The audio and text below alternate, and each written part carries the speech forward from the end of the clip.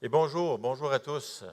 Bienvenue à ceux qui sont ici, bienvenue aux nouveaux qui nous visitent, bienvenue à ceux qui nous écoutent aussi sur Internet. Vous savez, depuis un certain temps, on est en train de regarder une des lettres du Nouveau Testament. On est en train de parcourir chaque chapitre de la lettre aux Corinthiens, en fait. Et on est en train de passer à travers cette Église, cette lettre qui se veut une lettre de l'apôtre Paul qui écrit sous l'inspiration du Saint-Esprit et qui écrit à l'Église de Corinthe. Vous savez, les gens de Corinthe avaient eu plusieurs problèmes, il y avait plusieurs tensions dans l'Église. C'était une jeune Église et ils étaient en train de grandir dans le Seigneur, puis ils avaient toutes sortes de questions, des conflits à l'interne de l'Église.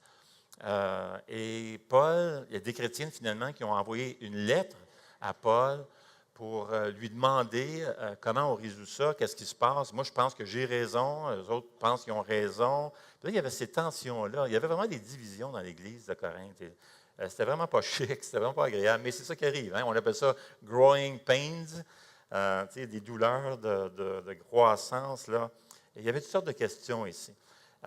Et le chapitre que nous allons voir ce matin, le chapitre 8 d'un Corinthien, ce n'est pas vraiment différent. Encore, on se retrouve devant une autre situation de conflit entre certains membres de l'Église. Il y avait vraiment deux camps cette fois-ci. Et c'est un problème qui était subtil, parce qu'il s'agit de zones grises. Qu'est-ce que tu fais dans les zones grises? Des situations là, dans les Écritures où ce n'est pas clair. Et vous savez, les zones grises vont toujours causer de la tension dans une Église. Toujours. Les zones grises causent toujours une tension dans l'Église. Des questions qui ne sont pas explicitement dites dans les Écritures. Par exemple, on sait certaines choses dans l'Église qui sont très claires, dans les Écritures qui sont très claires. La Bible est claire devant certaines questions. Par exemple, tu ne mentiras pas. Alors, la Bible est claire sur le mensonge. Ça dit, tu ne mentiras pas, tu ne tromperas pas tes impôts, tu ne cacheras pas ça en dessous de la table, tout ça. Paye tes impôts, la Bible est claire là-dessus. Tu ne dois pas tuer. La Bible est claire, tu ne tueras pas. C'est pas mal clair. Prie, la Bible est claire, priez sans cesse, on voit ça. On voit aussi d'autres commandements, d'autres prescriptions dans les Écritures. Il y a des choses qui sont des prescriptions, d'autres des restrictions. Fais pas ça, alors mens pas, etc. Et fais ça, adore Dieu. Donc, tu as les deux côtés. La Bible est pleine de choses qui sont très claires et précises. Mais qu'est-ce que tu fais dans des zones grises? Qu'est-ce que tu fais devant des questions qui ne sont pas tout à fait claires dans les Écritures? Ce passage qu'on va voir ce matin est justement un problème qui a surgi dans l'Église, une tension entre certains membres de l'Église qui a surgi à cause de ces questions de zones grises. Et vous savez qu'est-ce que les gens disent habituellement, hein? Des gens qui sont impliqués dans le problème vont toujours dire « c'est pas une zone grise, c'est clair ». Puis l'autre dit « non, c'est pas clair comme ça. Hein? Oui, c'est clair ». Alors, on va appeler ça zone grise, mais ne soyez pas choqués avec moi, envoyez-moi pas de courriel disant « il n'y en a pas de zone grise, puis ça, c'est tout clair ». On comprend. On va prendre cette expression-là. Il y a des choses qui ne sont pas très claires. Il y a des choses qu'il faut vraiment que tu prennes des principes des Écritures et tu essaies de les appliquer dans des situations qui ne sont pas tout à fait claires. Parce qu'il y a des choses qui sont différentes. Aujourd'hui, on vit en 2016, des choses, tu sais. Donc, le passage qu'on va voir est un conflit qui est survenu justement dans une de ces questions-là de zone grise. Alors, quoi faire dans ces situations-là? Où tu as deux groupes qui tirent chacun de son bord, puis chacun est convaincu d'avoir raison. Ils sont convaincus d'avoir raison, là. Bien convaincus. Puis ça tire fort. Donc, on va aller voir 1 Corinthiens 8, on va aller voir de quoi il s'agit, d'accord? Alors, 1 Corinthiens 8, et juste avant de lire, on va prier, on va demander à Dieu de parler à nos cœurs parce que ça nous vise toutes. Je le sais ce que tu vas dire quand tu vas arriver au chapitre 8, tu vas dire « Ouch! » Non, moi, je n'ai pas de problème avec ça, vraiment pas. Là. Chapitre 8, tu sais de quoi ça parle? Des viandes sacrifiées aux idoles. Combien de personnes cette semaine, levez la main, combien de personnes ont lutté avec ça cette semaine? Hey, je m'en vais chez IGA. Je suis devant le comptoir. Est-ce que ces viandes ont été sacrifiées aux idoles? Monsieur le boucher, venez-vous ici, là. Ces viandes-là, est-ce qu'elles ont été offertes à des idoles? Il n'y a pas personne? OK. Mais vous allez voir. que le passage ici, mon ami, ça parle de toi là-dedans. Oh oui, je vois ton nom ici, là.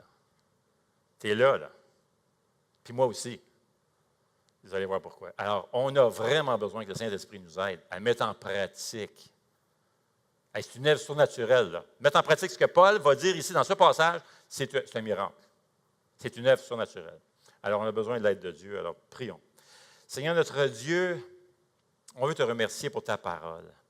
Te remercier de ton amour et combien tu es bon envers nous. Tes bontés se renouvellent chaque matin. Merci Seigneur. Et on veut te dire à quel point on est reconnaissant pour tes bontés, pour ta grâce, ta générosité. Et ce matin, on a vraiment besoin de ton aide. On a besoin de ton Esprit Saint qui va nous aider à appliquer ces grandes leçons dans ce passage, Seigneur. Aide-nous. Aide-nous, Seigneur, pour ta gloire. Combien tu vas être honoré, glorifié, si on met ces choses, les choses que nous allons voir ce matin en pratique. Alors, on te prie que tu puisses parler à nos cœurs, nous donner d'obéir, mais d'obéir avec joie, avec zèle, avec passion, Seigneur, que ce soit une obéissance empreinte de joie, parce que nous savons que nous sommes en train de t'adorer et t'honorer, en reconnaissance pour ce que tu as déjà fait pour nous. Amen.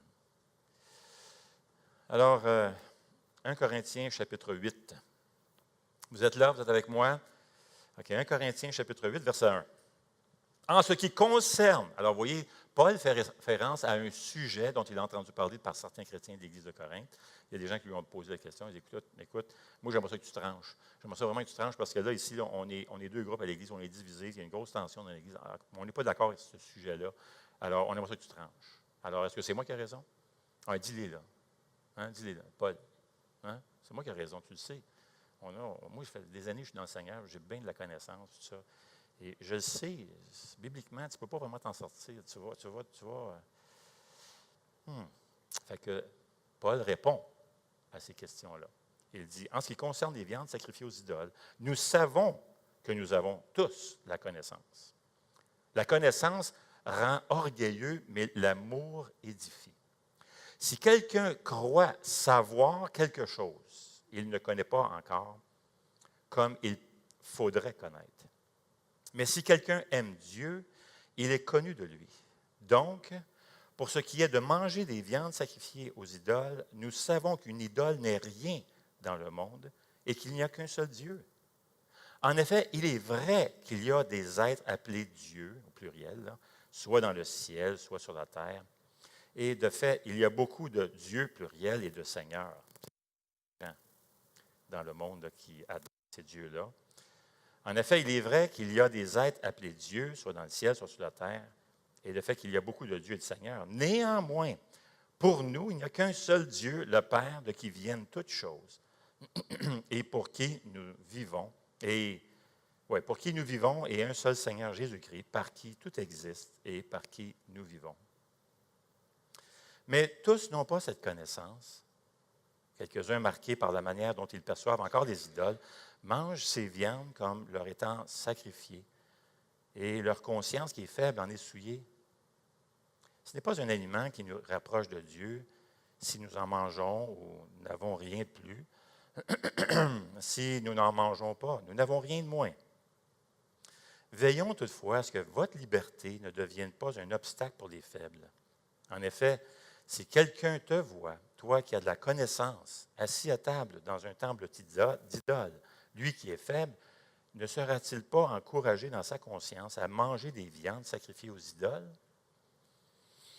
Ainsi, à cause de ta connaissance, le faible ira à sa perte, ce frère pour lequel Christ est mort. En péchant ainsi contre les frères et sœurs et en blessant leur conscience qui est faible, c'est contre Christ que vous péchez. C'est pourquoi si un aliment représente un piège pour mon frère, je ne mangerai jamais de viande afin de ne pas faire trébucher mon frère. D'accord? Les viandes sacrifiées aux idoles. Ça ne nous touche pas vraiment aujourd'hui en 2016, les viandes sacrifiées aux idoles, mais c'était une question qui touchait tous les chrétiens à l'époque du Nouveau Testament. Les gens de Corinthe, les chrétiens de Corinthe, faisaient face à ça tous les jours et toutes les semaines. Et quand on faisait la liste d'épiceries, tu étais constamment confronté à cette question-là. Mais si on n'a pas à se questionner, nous, sur les viandes sacrifiées aux idoles, on a plein d'autres situations qu'on pourrait donc appeler les zones grises. Et les zones grises causeront toujours de la tension dans une église. Toujours. Prenons le style de musique, par exemple, dans une église. Style de musique dans l'église. S'il y a un sujet susceptible de créer la controverse dans une église, c'est bien la musique. D'accord? Pourtant, la Bible ne parle pas de style musical, et pourtant, c'est vraiment une zone où il y a beaucoup d'émotions dans ça, c'est tendu. Quelqu'un a dit, quand on aborde le style de musique dans l'Église, on marche sur un terrain rempli de mines. Imaginez, le style musical. Je ne connais pas d'Église qui n'est pas touchée par le style de musique. James Dobson, par exemple, qui est fondateur de Focus on the Family, une émission qui est diffusée partout à travers le monde, en français et différentes langues, plusieurs langues. En français, on appelle ça Objectif Famille. Une émission très populaire. Voici ce qu'il a dit. Il dit, parmi tous les sujets traités dans ce programme de radio, puis on touchait à plusieurs choses dans l'émission de Focus on the Family, énormément de sujets. Il dit, parmi tous les sujets que ce programme de radio a touchés, de l'avortement à la pornographie, et des sujets pas mal controversés, là, de l'avortement à la pornographie, le sujet le plus controversé que nous ayons abordé a été celui de la musique. Le débat sur les styles de musique a polarisé l'attention d'un grand nombre d'églises et les a divisées, dit James Dobson. Il conclut en disant, « Je suppose que c'est pour cette raison que Charles Spurgeon, appelait son ministère de musique le département de la guerre. » Et ce n'est pas nouveau. Imaginez, on retourne dans le temps, là. Martin Luther a composé un chant à son époque, un classique qu'on apprécie beaucoup. Notre Dieu est une forteresse. Ça fait partie des hymnes classiques des églises. Eh bien, quand Martin Luther a composé ce chant, il a emprunté la musique d'un chant populaire de son époque, et ça a été un scandale. Charles Stanley a utilisé plusieurs airs populaires des tavernes de son époque.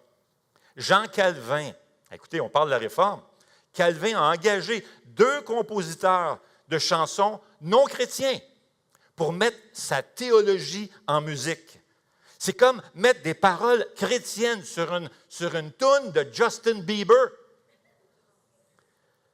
Et tu chantes ça dimanche matin. C'est ça que Jean Calvin a fait.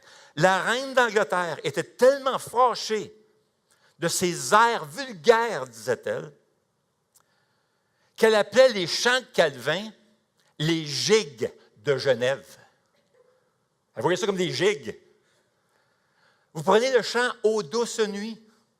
Quand ce chant a été publié, certains directeurs musicaux de chant, comme George Weber, disaient « Ô douce nuit ». Ça, c'est vide puis c'est vulgaire. Un autre classique, le Messie de Handel. On était scandalisés par ce chant-là. On disait c'est du théâtre vulgaire parce que ça se peut-tu? On répète presque 100 fois le mot « Alléluia » dans ce chant. Il y a trop de répétitions. Imaginez, « Alléluia » qui veut dire « Loué soit le Seigneur ». On était offusqués que le « Alléluia » soit répété presque 100 fois.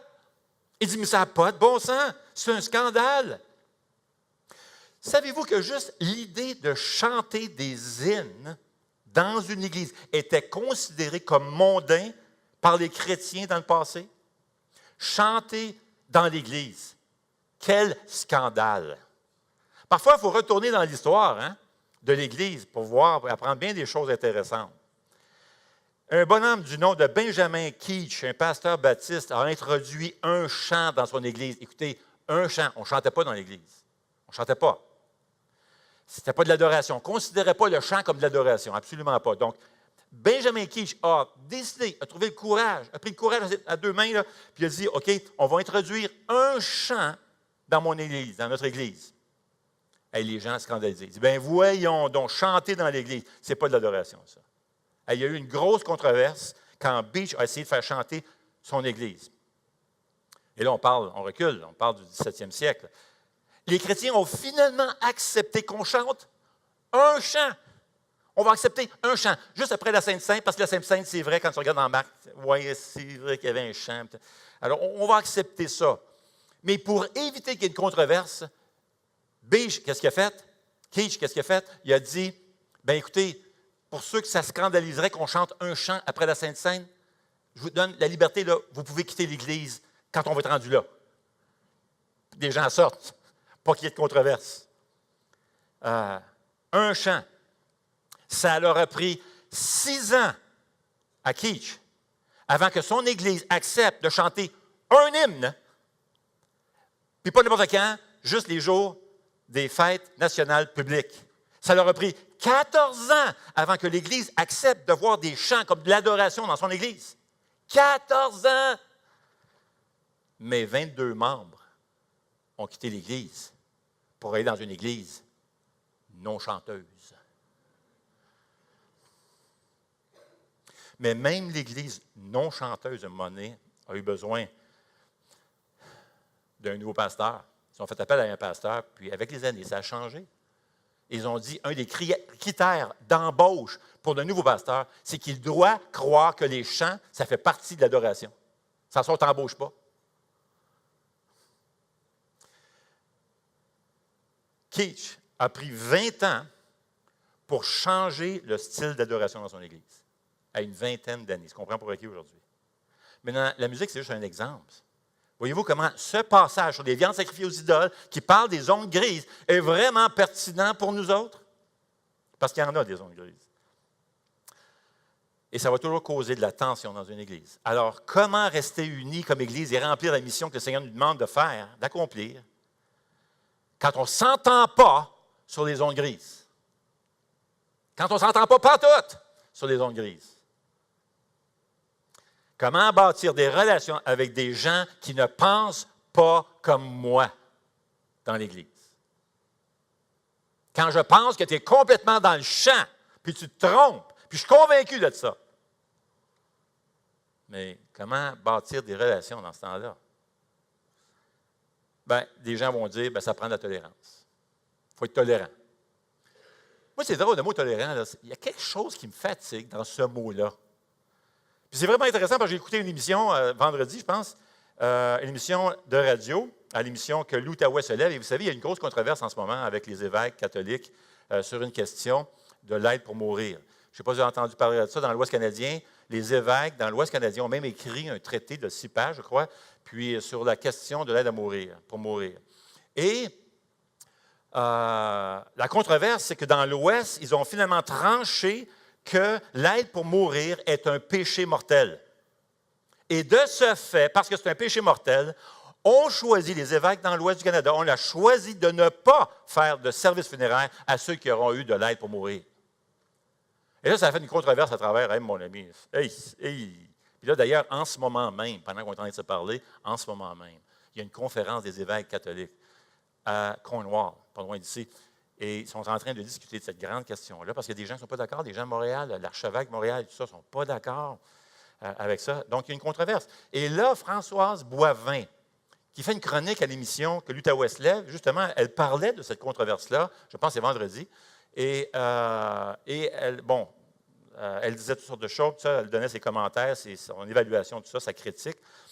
Puis elle disait, finalement, j'ai trouvé ça vraiment intéressant, qu'est-ce qu'elle a dit à la fin, elle a dit, ça prend plus que de la tolérance. Elle dit, moi, j'aime pas la tolérance. J'aime pas ça, ce mot-là.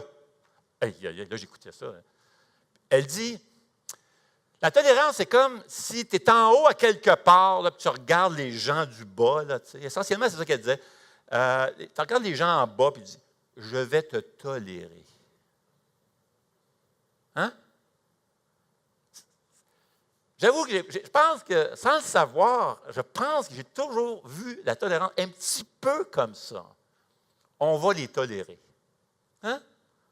Ils sont dans le champ, ils sont dans l'erreur, tout ça, mais on va les tolérer. Et elle dit, ça prend plus que la tolérance. Maintenant, on peut ne pas être d'accord avec ce qu'elle a dit. Il y a des choses qu'elle a dites, ça, on peut certainement mettre ça en question. Tout ça, c'est son opinion. Elle donne son opinion. Mais là-dessus, je trouve ça vraiment intéressant parce que Paul veut nous emmener ailleurs, beaucoup plus loin que la tolérance. Paul, il n'est pas juste en train de dire, dans ce qu'on vient de lire, dans ces versets-là, il n'est pas juste en train de dire, bien, tolérez-vous donc, les uns les autres. Tolérez-vous. Non, Paul veut nous emmener beaucoup plus loin. Et là où il veut nous emmener ensemble, entre nous, dans la relation, c'est une œuvre surnaturelle, qu'on va appeler ça. Faute d'autres expressions, si vous trouvez un mot pour ça, allons-y, vous me suggérez certainement, je suis ouvert. On va appeler ça la grâce bienveillante. D'accord? Je sais, ce n'est pas trop jazzé comme expression, mais on va le voir ce que c'est. Vous allez voir. Alors, appelons cette attitude la grâce bienveillante. En d'autres mots, dans ce passage que nous sommes en train de lire, on voit que lorsque Dieu touche un cœur, lorsqu'il change surnaturellement un cœur, cette personne va aller au-delà de la tolérance. Elle va agir avec une grâce bienveillante envers ceux et celles qui ne sont pas d'accord avec elle. Lorsque l'Évangile entre dans la vie d'une personne et la transforme, cette personne devient réceptive, aimante, compatissante avec les gens qui sont très différents d'eux. Et c'est différent de la tolérance. C'est différent des accommodements raisonnables. Ça va beaucoup plus loin que ça. C'est la grâce bienveillante. Et on va voir ce que c'est. C'est quoi ça? Maintenant, regardez ce qui se passe dans ce passage ici. On parle de viande sacrifiée aux idoles. Alors, les chrétiens sont en conflit devant des viandes sacrifiées aux idoles. Alors, comme on le disait tantôt, si tu as besoin, si tu vas avoir un steak, tu vas faire un barbecue chez vous, tu t'en vas chez Costco, le métro, tu ne vas pas poser la question si la viande a été sacrifiée aux idoles. Mais dans ce temps-là, c'était régulier. Tous les chrétiens devaient faire face à de la viande qui était sacrifiée aux idoles, pour deux raisons. Premièrement, beaucoup de viande avait été sacrifiée à des idoles. Il y avait plusieurs temples. Il y avait 26 lieux de culte dans la ville de Corinthe.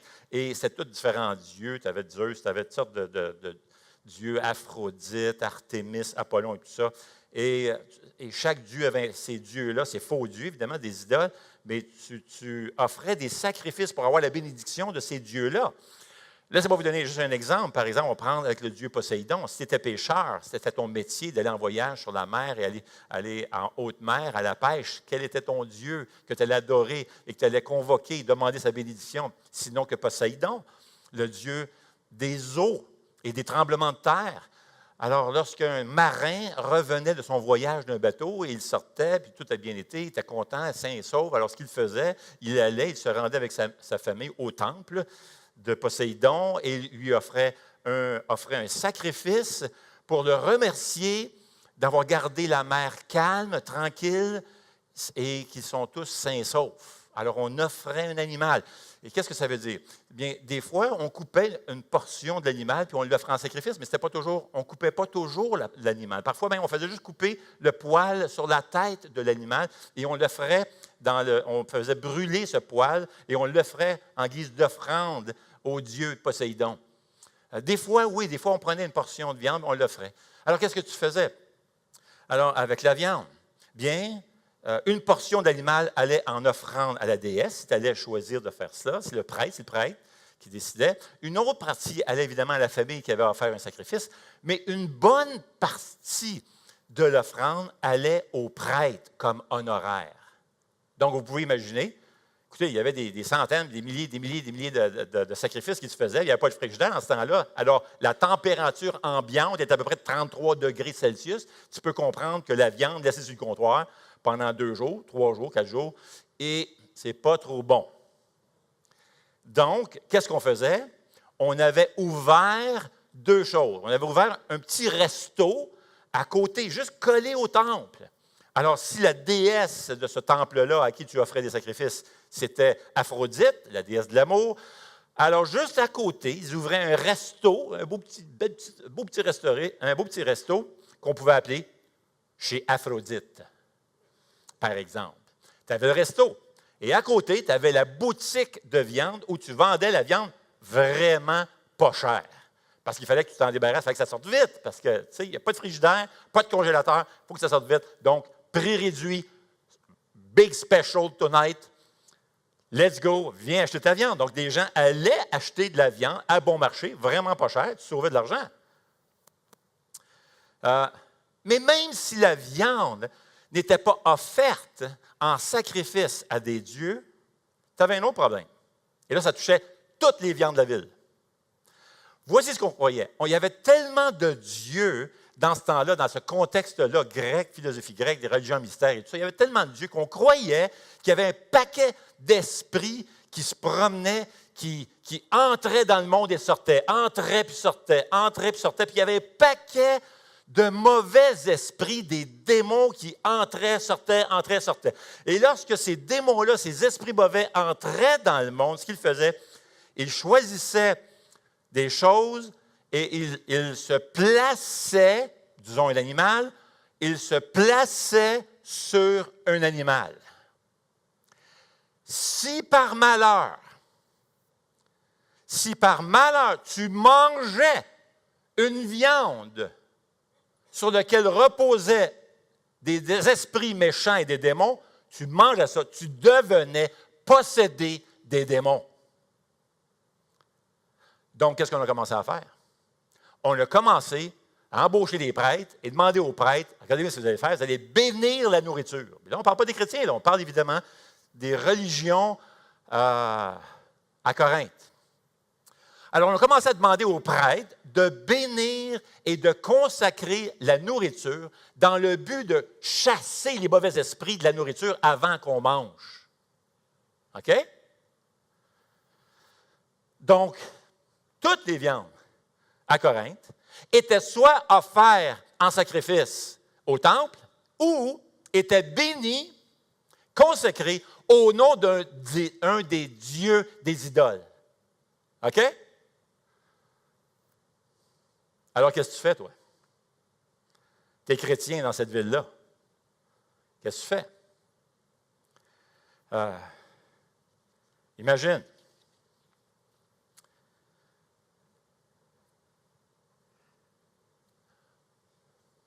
Connais-tu Richard?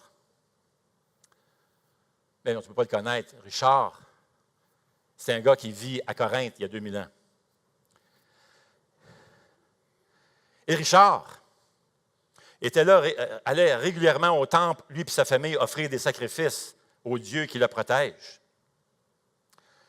Et tout d'un coup, il se convertit, quelqu'un lui parle du Seigneur, un collègue de travail lui parle de Jésus-Christ, puis tout ça, puis il place sa foi en Jésus, puis il change de tout autour. Il dit « Wow!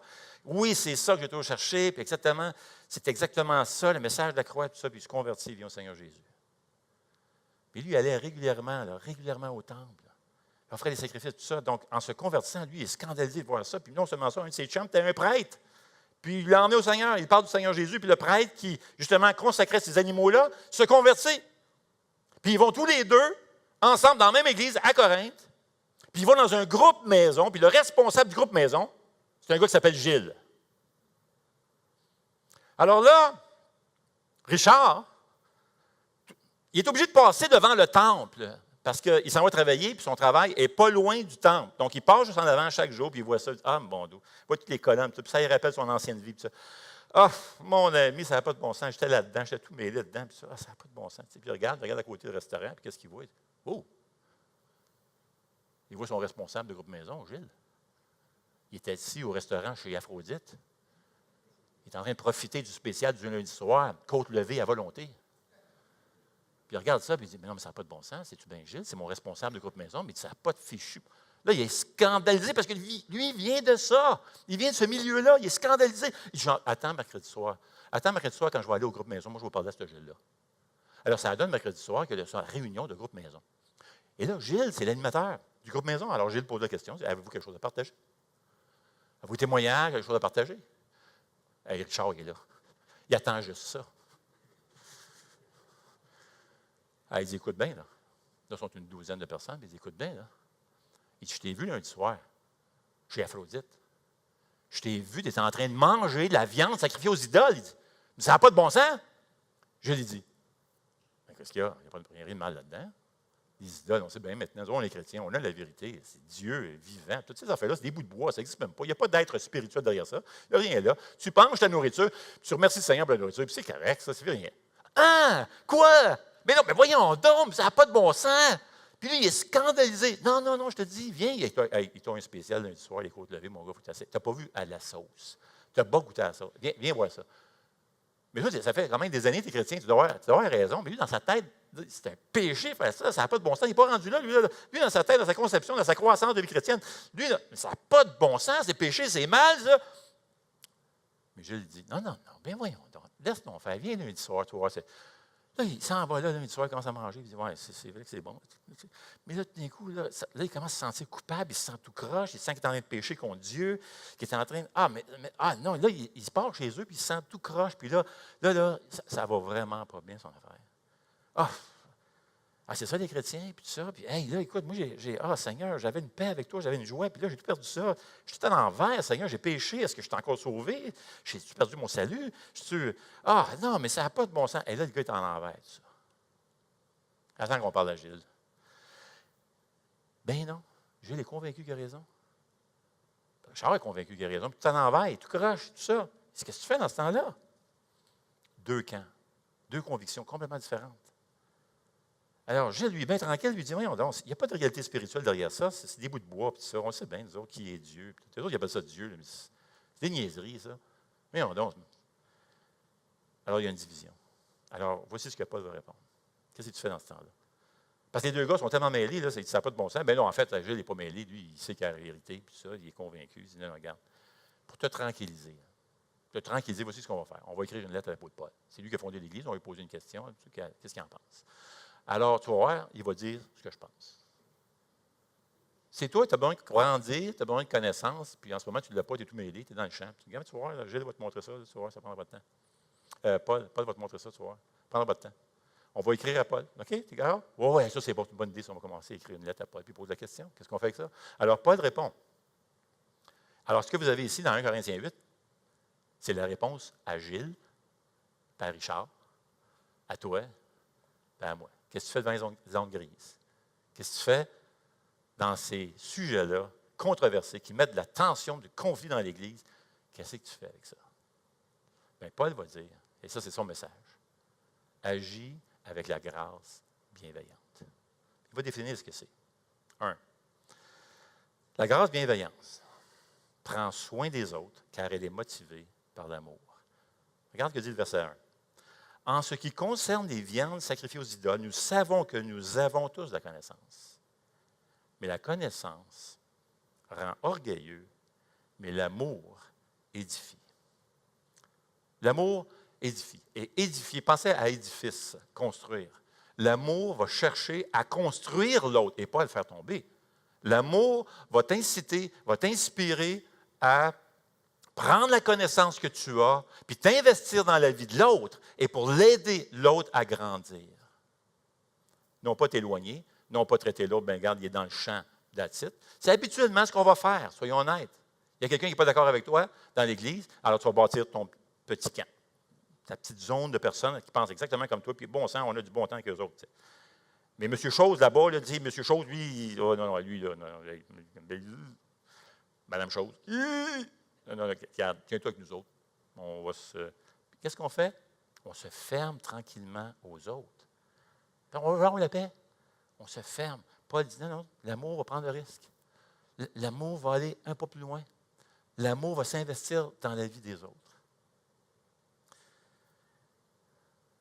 Agis avec amour et tu vas chercher à construire les autres. Tu vas t'investir dans la vie des autres. Paul dit aux chrétiens mûrs qui ont cette connaissance, qui sont tranquilles dans leurs convictions, oui, votre théologie est bonne. Votre connaissance est correcte. Et c'est essentiel d'avoir cette connaissance. Il a dit au verset 5, il dit en effet, il est vrai qu'il y a des êtres appelés Dieu, soit dans le ciel, soit sur la terre. De fait, il y a beaucoup de dieux et de seigneurs. Néanmoins, pour nous, notre théologie est correcte. Il n'y a qu'un seul Dieu, le Père, de qui viennent toutes choses, par qui nous vivons, et un seul Seigneur, Jésus-Christ, par tout existe et par qui nous vivons. Mais l'amour ne se limite pas à la connaissance. L'amour va aller plus loin. Elle va chercher à s'investir dans la vie de l'autre. Deuxièmement, la grâce bienveillante agit avec humilité, car elle sait qu'elle est très limitée dans sa connaissance du grand Dieu. La grâce bienveillante agit avec humilité, car elle sait qu'elle est limitée dans sa connaissance. On pense peut-être, même avec des années dans le Seigneur, connaître beaucoup de choses sur Dieu, mais en fait, on ne connaît pas grand-chose parce que Dieu est infiniment grand, infiniment grand. Et c'est ce que Paul dit au verset 2. Il dit, si quelqu'un croit savoir quelque chose, il ne connaît pas encore. Il ne connaît encore rien comme il faudrait connaître. Tu es très limité dans ta connaissance de Dieu, dans la connaissance de la vérité. Mais si quelqu'un aime Dieu, il est connu de lui. Paul dit aux chrétiens plus forts, qui ont plus de maturité, tu penses que tu es au-dessus de tes affaires, mais tu n'as même pas commencé encore à vraiment découvrir Dieu. C'est tellement petit ce qu'on connaît de Dieu, parce que Dieu est tellement grand. En fait, tu ne connais pas vraiment grand-chose, parce que personne dans le monde connaît vraiment comme il devrait connaître la vérité de Dieu. L'humilité, c'est qu'il nous reste bien des affaires à apprendre sur Dieu. Celui qui est vraiment humble a le sentiment de ce qu'il lui reste encore à apprendre. Quelqu'un a défini la connaissance comme ceci. Il a dit, le passage de l'ignorance inconsciente à l'ignorance consciente. D'accord? Voici la connaissance. C'est le passage de l'ignorance inconsciente à l'ignorance consciente. La différence, que maintenant que tu as de la connaissance, tu sais que tu ne connais pas grand-chose. Aucune insulte aux jeunes, dans ce que je vais dire. Je me rappelle, M. Keefe disait ceci, je l'ai déjà dit. M. Keefe me disait ceci. C'est vrai que j'étais jeune dans ce temps-là, pour moi, il me visait vraiment. Il dit, tu sais, Normand, quand j'étais plus jeune, j'avais plus de réponses.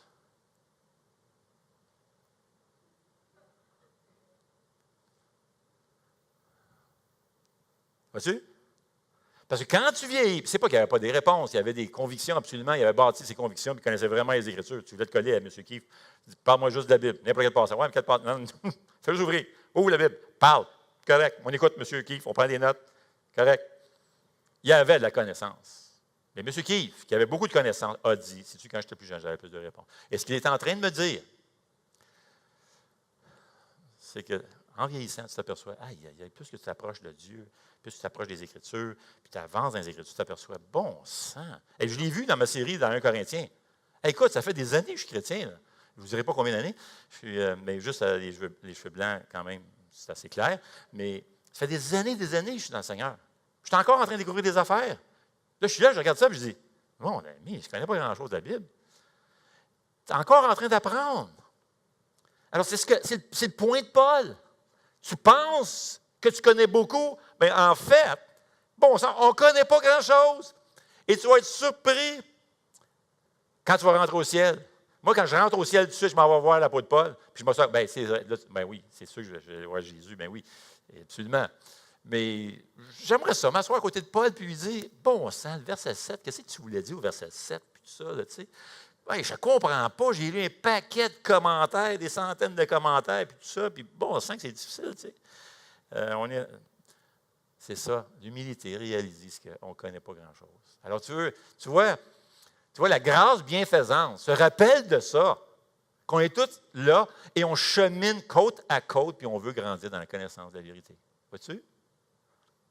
Alors, c'est sûr que tu vas prendre le gars à côté ou la fille à côté qui n'est pas de la même conviction que toi à l'endroit d'un certain sujet, quelconque décision à prendre, tout ça, mais tu vas te coller à côté, tu vas l'aimer, tu vas t'investir dans sa vie, tu vas l'accompagner. Et tranquillement, c'est pas que tu es paternaliste ou maternaliste, tiens, fais ça, puis tu verras. Ou non, voici la sagesse. Non, tu vas essayer de chercher à comprendre la personne, voir sa conviction, essayer de comprendre la conviction de l'autre, essayer de voir pourquoi elle est rendue à cette place-là, essayer de voir son monde et pourquoi elle est rendue à cette conviction-là aujourd'hui. Comment elle comprend les choses pour en arriver là. Hey, bon sang, peux-tu imaginer des couples comme ça? Hein? Aïe, aïe, aïe. Hein? Imagine-toi si en nos relations de couple et en célibataire et tout ça, on pouvait commencer à entretenir cette sensibilité-là, cette humilité-là de réaliser que moi, je ne connais pas grand-chose. J'aurais tellement eu besoin de ça dans mes premières années de mariage, de réaliser ça. Normalement, je ne connais pas grand-chose. Parce que moi, quand je parlais à ma femme, j'avais l'impression d'avoir vraiment des réponses. Oui, j'avais pas mal de réponses. Mais j'aurais eu besoin de me rappeler Non, tu ne connais pas grand-chose. Et c'est vraiment drôle. Dites-le pas à ma femme, là, mais c'est vraiment drôle. Parce que maintenant, moi, ça fait des années, on va célébrer notre 40e anniversaire de mariage l'an prochain. Là, puis, maintenant, je vois des choses que je critiquais ma femme avant. Je disais, mais non, t'as tort. Mais non, on ne pense pas de même. Puis je reprenais ma femme, puis je donnais des versets. Puis je connais les versets, là. Je peux donner les versets assez vite. Je donnais les versets, puis tout, tu sais. Ma femme me regardait. Elle se retournait de bord. Mais aujourd'hui, je vois et je dis, oh mon Dieu, ça fait 30 ans qu'elle a raison. Ma femme a été patiente. Il y a des affaires que je vois maintenant. Aïe, aïe, aïe, c'est ça que tu essayais de me dire il y a 30 ans passés.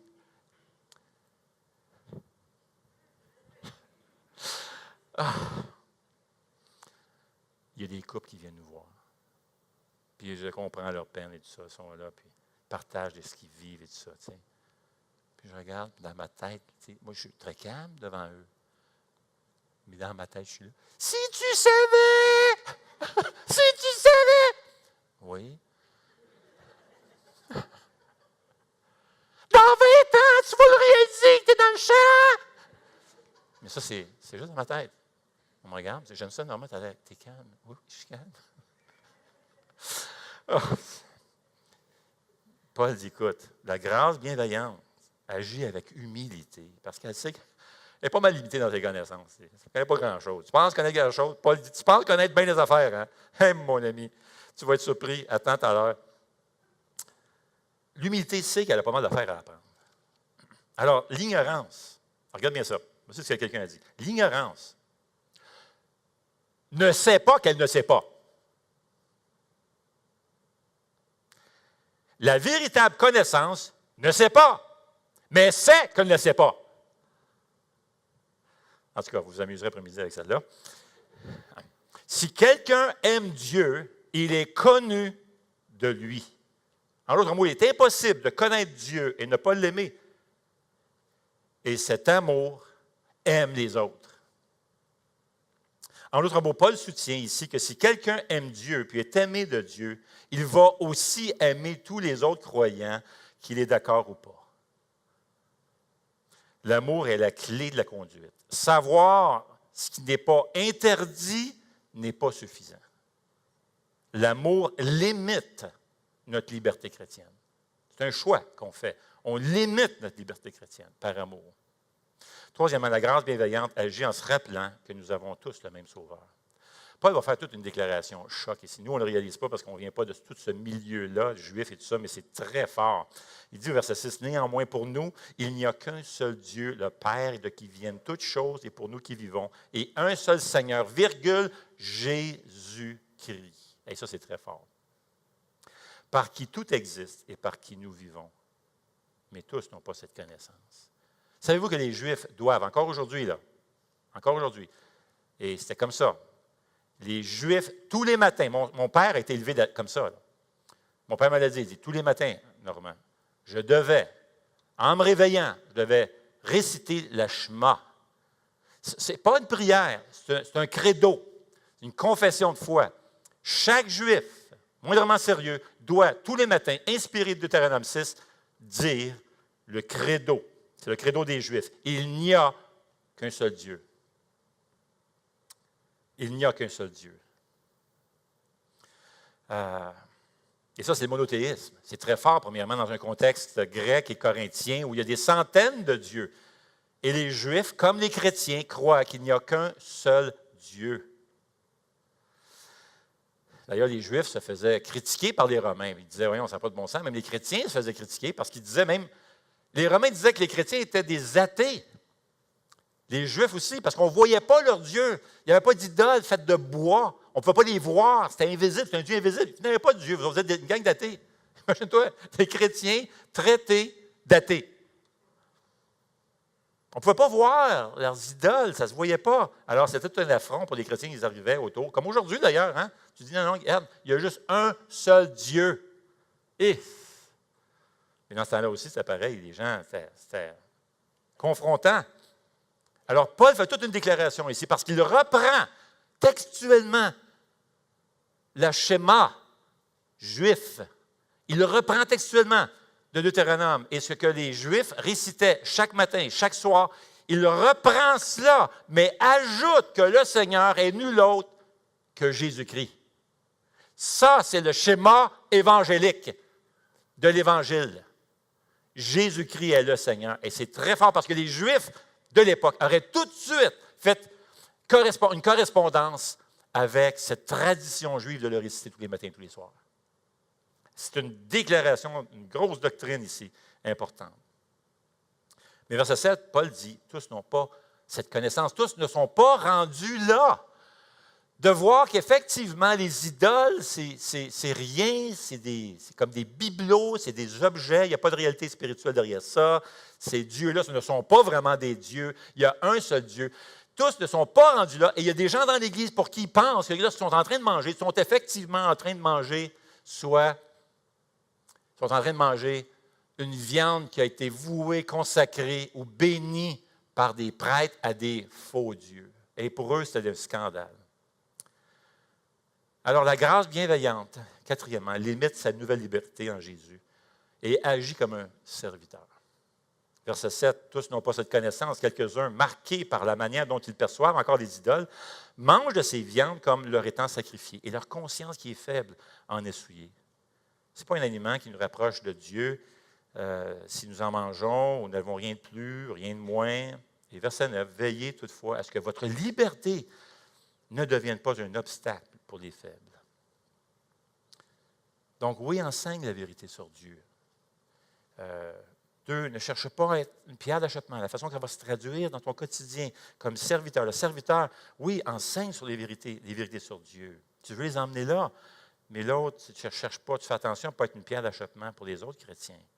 Et tu limites, toi, ta nouvelle liberté en Jésus-Christ. Tu ne pourras pas offenser les chrétiens. Vois-tu, un chrétien est celui qui dit, moi je suis spécial et aimé parce que lorsque j'étais loin de Dieu, Jésus est venu et il est entré dans mon monde. Il est entré dans mes faiblesses. Il est entré dans ma chair. Il n'a pas attendu que je croie et que je pense comme lui. Il n'a pas attendu que je devienne un chrétien. Il a ajusté sa vie, le Seigneur Jésus. Il s'est taillé une place dans sa vie pour moi. Là. Si tu es un chrétien, voici comment savoir que vous êtes aimé. Regarde ce que Jésus a fait à la croix. Toute ta vie tourne autour du fait que Jésus s'est ouvert à toi quand tu te trompais, quand tu étais dans le champ, quand tu étais dans l'erreur, tu étais perdu. Lorsque tu te croyais que tu étais dans la vérité, mais en fait, tu étais dans l'erreur. Alors, comment allons-nous nous traiter les uns les autres qui ne croient pas comme moi, qui commettent des erreurs? Eh bien, lorsque tu t'étais royalement trompé, lorsque tu étais totalement dehors de la vérité, complètement dehors de la volonté de Dieu, Jésus s'est donné pour toi. Il est entré dans ton monde et il a voulu avoir une relation avec toi. Vois-tu, ça revient au passage, je pense que c'est Alex qui le citait tantôt, Romains 5, qui dit, « Mais voici comment Dieu prouve son amour envers nous, alors que nous étions dans le champ, dans l'erreur, encore des pécheurs, des ennemis de la croix, des ennemis de Dieu. Christ est mort pour nous. » On a l'ultime exemple de la grâce bienveillante sur la croix. Alors qu'on médite cet amour, en prenant la Sainte Seine ce matin, on veut se rappeler vraiment cet ultime amour de cette grâce bienveillante qui a été manifestée à mon égard et à ton égard. En voyant que tu as été accepté par Dieu parce que Jésus s'est rendu vulnérable pour toi, tu peux maintenant entrer en relation avec les autres avec une attitude complètement différente. Je vais t'accepter. Oui, tu peux dire cela à celui qui ne pense pas comme toi. Je vais t'accepter. Je vais m'investir dans ta vie. Je vais t'aimer. Je vais agir avec grâce bienveillante.